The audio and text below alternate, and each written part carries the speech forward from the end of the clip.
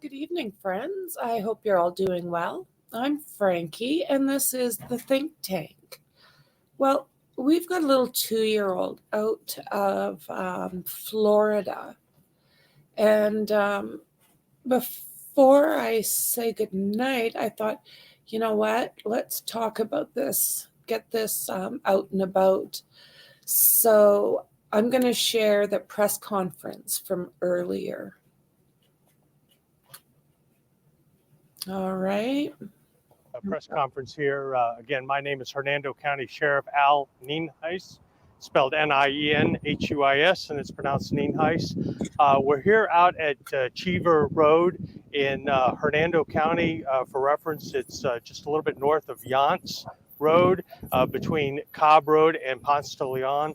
It's in a fairly rural area of Hernando County. The lots are very large and most of them are very wooded.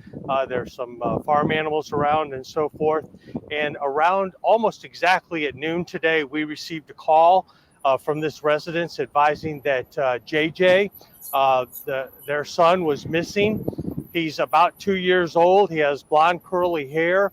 And according to the mother, he had been missing for about an hour at the time she called us. We have done a neighborhood canvass several times, not only talking to neighbors, but also searching homes in the area. And we're relatively confident that a witness, a fairly reliable witness as far as we can tell, saw JJ in the front yard playing with the dogs at about 10:40 a.m. So we believe that he disappeared somewhere between 10:40 and 11, if the mother is accurate at the time she gave us. Unfortunately, we haven't been able to locate him. We have well over 50 law enforcement personnel from the Hernando County Sheriff's Office, between 50 and 60 of them out here, doing everything you could possibly imagine to find JJ. We have individuals from the Department of Corrections with their bloodhound. We have Pasco Sheriff's Office with a bloodhound. We have the Citrus County dive team up here looking at some bodies of water that are very close to the house. But as of right now, we have no indication that he was abducted or he wandered off. We just don't know what happened. Unfortunately, the time delay did not help us any. But we are scouring woods with the bloodhounds, with our regular patrol canines, and deputies have been coming back just covered in sand spurs looking for little JJ and calling out for him. We've had the helicopter up with the FLIR and the camera trying to see any indication of him. And unfortunately, we have not been able to get any indication at all where he might be. We have also checked any sexual offender or sexual predator in the area. We have checked them all off the list, and every single one of them without exception was cooperative, even let us come in and look in their house and search their house just to rule that out as a possibility. I can tell you that we're not going to go home until we find JJ. The family is being very cooperative with us, and they know that we're out here working extremely hard to figure out exactly what happened. As I said, it's a challenge because it's a very wooded area and it's very difficult to see from the helicopter. We're thinking maybe as the sun goes down, the forward-looking infrared cameras might be able to give us some indication where he might be. And I'm also told that some of the bloodhounds might work a little better as the sun starts to go down. So everybody out here, the Hernando County Fire Rescue's been out here helping us. Everybody is dedicated to finding little JJ. Now, I do want to tell the audience out there that if you live anywhere near this location, to please check your property. He's a 2-year-old, but I'm told he's a very, very rambunctious 2-year-old. Probably acts a little older than he actually is, as you might expect. And so he might have gotten further away than we anticipate, and he might be hiding in someone's shed or their garage. So we would certainly appreciate everybody that's probably within a mile or two at least of this to check their property 3 or 4 times to make sure JJ isn't hiding in a car or in a shed or something like that. Also, if you have a family member, again, we don't have any indication he's been abducted, but if you have a family member that's acting strange, we're going to check out every lead that comes in until we find JJ. So if anybody's acting weird, please give us a call and let us come talk to him or her and see if we can rule that person out as a possible suspect if, God forbid, JJ was abducted. So I can't answer much questions because we don't have many answers, but I'll do my best to answer any questions you might have.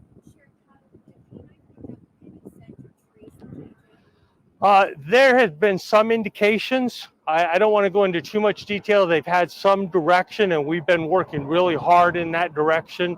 Of course, in these situations, there are a lot of possibilities. That's why we have a lot of different resources here with different abilities.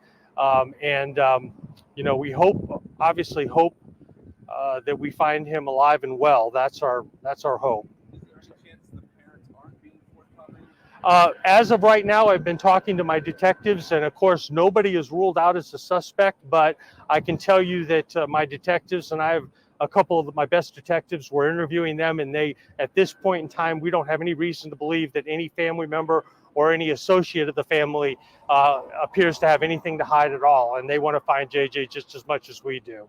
Did the witness notice the toddler in the yard at 10:45? Was that his yard? Or that was in his front yard. A neighbor happened to be going by and saw him in the front yard. I think he saw with some of the dogs and didn't think anything of it. Unfortunately, the family didn't notice him missing for quite some time. And then again, another thing that anybody who's ever missing a child, call law enforcement instantly. Don't look for the child for an hour before you call us because obviously we'd much rather get here and get canceled on the way or have you find the toddler than have an hour lag time. So, but this individual was pretty adamant that he knows the young boy, hasn't interacted with him, but he's seen him in the yard before, and he didn't think anything of it. But he had the exact time because he went and got gas and had the gas receipt, so he was able to tell us exactly when he saw the kid. So, I'm sorry, I can't hear.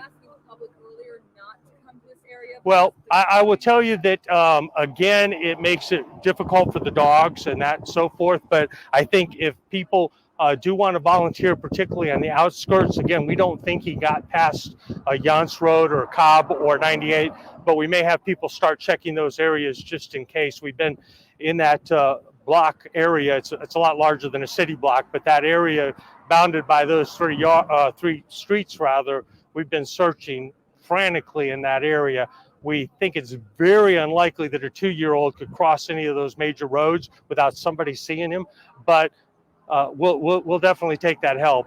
Just keep in mind that anybody who comes, we're going to run their background to make sure that they don't have a criminal history and so forth, and then they're welcome to check some of the areas. And again, it's very, very difficult area to search because he's very small, and some of these woods and the trees make it very difficult to see, sometimes even a few feet because the grass is so high.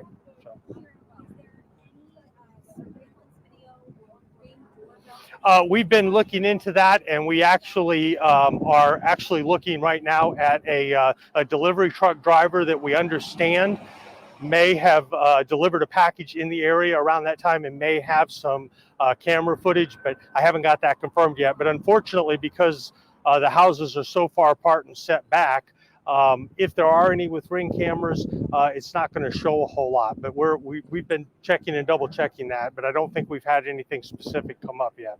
So. Obviously, it's a race against time. I mean, just how concerned are you as every minute that goes by makes it tougher to find? Right, and again, starting, as I said, and I don't blame the parents because I'd probably do the exact same thing.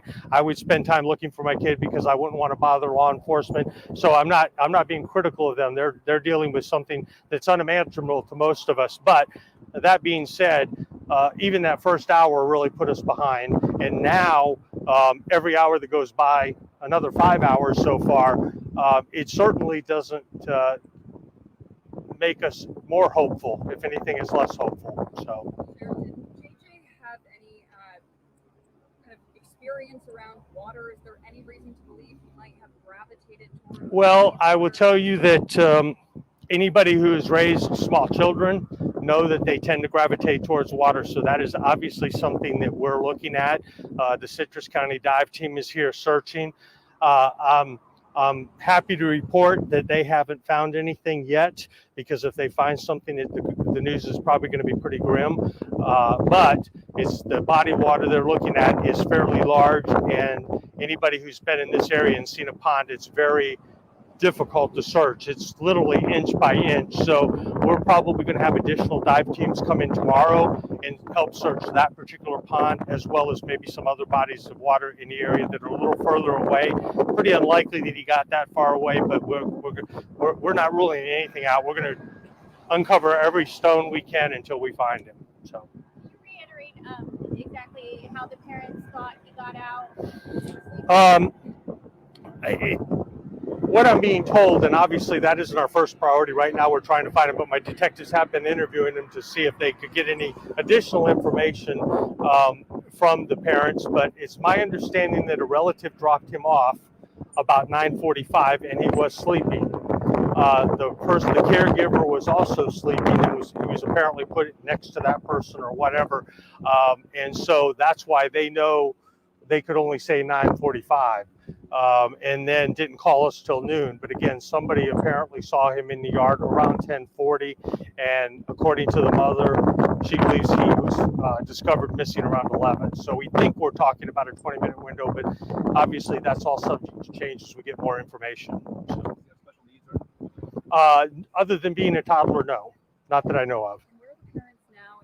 How are they doing, Sheriff? Well, you can. They're down by the command post, and as you can imagine, they are distraught. They're upset. They're frustrated like we are. They are just holding their breath, and they're I'm sure they're praying hard. All right. And the minute we know anything, hopefully we'll know something sooner rather than later. But we're going to be out here for the duration, and we have plans set up for tonight as well as tomorrow for additional resources to come in. And as anything breaks, we'll certainly get you more information. But again, if the public could keep their eyes open for him, and if they know of anything strange whatsoever, we even, and it's a little bit, I don't want to say humorous, but we even had somebody from out of state call in claiming to be a psychic and gave us an address, and we went and checked it out. It turned out to be nothing. Fortunately, it was very specific, and it turned out to be nothing. But if we'll follow a lead from a psychic, we will certainly follow a lead from a family member that says, my family member is acting a little strange, and we think the person might be involved. So make sure you give us a call. Thank you all for covering this. We certainly appreciate you getting the word out. Okay, guys. So I've got a picture of this little guy. So let's take a look at that. So this says, Hernando deputies search for boy, 2 years old, missing from Brooksville. So this is what a cutie patootie. Oh my word. Damn. 2-year-old boy has gone missing from Hernando County. I'm going to take that for a second. And after hours of searching Thursday, authorities say his whereabouts are still unknown. So this is Joshua Rowland, known as JJ. And it's saying that it is believed he left the home in the area of Cheever Road and Yonts Road while his parents were sleeping. The home is located near northern Brooksville. So this is Florida, right? JJ was last seen wearing a gray Batman shirt, a dark gray pajama pant with tools on them, has curly blonde hair, and law enforcement said he may have a swollen lip. And as of right now, we have no indication that says he was abducted. So this was at 5 p.m. So it also says that one person said that they saw little JJ in his front yard about 10:40 a.m. playing with the dog. And they're thinking that he went missing shortly after that. So they've got deputies searching, multiple agencies, Pasco Sheriff's Office. They've got the dogs, the bloodhounds, dive teams. They're looking hard for this little guy. In an updated release at 8:37 p.m., Hernando officials said the ground search had ended for the night. But it did sound like they had some other things, kind of different ways to search when it did become evening. Let's see here. They did put out a statewide missing child alert. He just talked about including psychics as far as people who are searching with him. Hey, you know what? Why not? Anybody sees anything, please call. So they're asking you to call 911 or the Hernando County Sheriff's Office.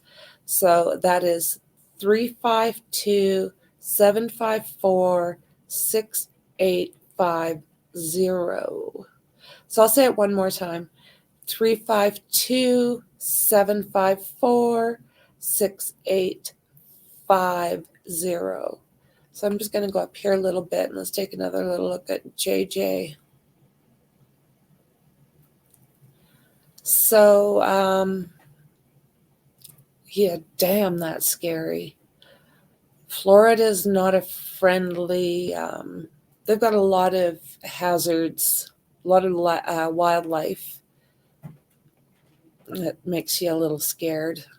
But, I mean, he could just be crouched down somewhere. Like he said, that grass out there is long, weeds.